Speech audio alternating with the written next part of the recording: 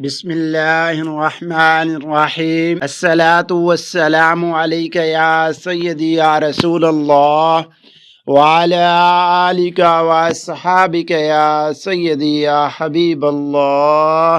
کیلے پر شہد لگا کر کھاؤ گے تو دماغ تیز ہو جائے گا۔ رات کو سونے سے پہلے اپنی آئی بروز پر سرسوں کا تیل لگاؤ، اس سے آپ کی نظر کبھی بھی کمزور نہیں ہوگی۔ کھانا کھانے کے بعد ضرور چل لیں، چاہے کانٹوں پر ہی کیوں نہ چلنا پڑے۔ اگر چہرہ موٹا ہے تو چہرے پر لونگ کا پانی لگاؤ، چہرہ دبلا ہو جائے گا۔ کریلے کا پانی پینے سے چہرے پر دانے اور دھبے نہیں آئیں گے، چہرہ صاف رہے گا۔ روزانہ 7-8 گلاس پانی کے پی لیا کرو، جلدی بیماری قریب نہیں آئے گی۔ سبز ٹماٹر کھاؤ، یہ پٹھوں کا درد دور کر دیتا ہے۔ نظر کمزور ہو رہی ہے تو کاجو اور پستہ کھایا کرو۔ بند گوبھی کا سالن کھا لیا کرو، اس سے چہرے کی جھریاں غائب ہو جاتی ہیں۔ 3 چیزیں کھانے سے بدن میں بے پناہ اضافہ ہوتا ہے۔